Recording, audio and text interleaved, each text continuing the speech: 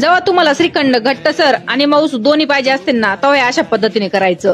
असं श्रीखंड होतं की घरचे म्हणले पाहिजे आणखीन कर. मग त्यासाठी काय करायचं, आदल्याच रात्री असं दही लावून घ्यायचं बरं का. आता इथे मी पाऊण लिटरचं दही लावून घेतलंय आणि त्याला लगेच आहे ना एखाद्या चाळणीवर कपडा टाकून आहे ना दही द्यायचे त्याच्यात टाकून आणि असं गोळा करून आहे ना थोडंसं असं पिळून लगेच त्याच्यावर एखादा असं वजनाचं काहीतरी ठेवून आहे ना 4-5 तासासाठी याला ठेवून द्यायचं बरं का. 4-5 तास झाले का परत काढून घ्यायचं. मग काय सगळं पाणी असं खाली पडलेलं असतं बरं का पातेल्यामध्ये आणि असं घट्टसर गोळा त्याचा बनवून तयार होतो. मग त्या चाळणीत टाकायचं परत आणि असं प्याल्याने कशाने त्याला रगडून घ्यायचं बरं का. आपण पुरण कसं करतो त्याप्रमाणे हे असं चाळणीने केल्याने काय होतं माहिती का, हे सगळं सारखं असं खाली पडतं आणि लई मऊसूद होतं. आणि मग काय करायचंय, असं काढून घ्यायचं सगळं झालं का आणि लगेच आहे ना मिक्सरचं भांडं घ्यायचं, त्याच्यात टाकायची साखर. तर साखरीचं कसं इथं अंदाज जेवढा आपल्याला गोड पाहिजे ना श्रीखंड त्याच्या अनुसार टाकायचं आणि थोडीशी इलायची टाकायची त्याच्यात 2-4 आणि लगेच त्याला बारीक करून घ्यायचं. बारीक झाली का पावडर लगेच पातेल्यात द्यायची टाकून आणि चांगलं मिक्स करून घ्यायचं. आणि लगेच आहे ना थोडासा पिवळा कलर आहे ना दुधात टाकून मिक्स करायचा आणि तो द्यायच्या टाकून, जास्त पण नाही टाकायचं बरं का, थोडंच टाकायचं. चांगलं मिक्स करायचं आणि 10 मिनिटं आहे ना झाकण ठेवून साईडला करून ठेवायचं. 10 मिनिटांनी झाकण काढायचं आणि परत चांगलं मिक्स करायचं. म्हणजे काय होतं, जी साखर टाकली होती ना ती पूर्णपणे याच्यामध्ये मिक्स होऊन येते. आणि मग नंतर घ्यायचं असं एखाद्या डब्यात टाकून आणि काजू बदामाचे तुकडे वरून घ्यायचे टाकून. आता याला आहे ना फ्रीज मध्ये द्यायचं बरं का ठेवून आणि जेव्हा वाटेल ना तेव्हा घ्यायचं खायला. एवढं भारी श्रीखंड बनवून तयार झालेलं असतं ना आपलं. तुम्ही अशा पद्धतीने जर बनवलं ना तर डायरेक्ट बाहेरचं आजपासून विसरूनच जाणार.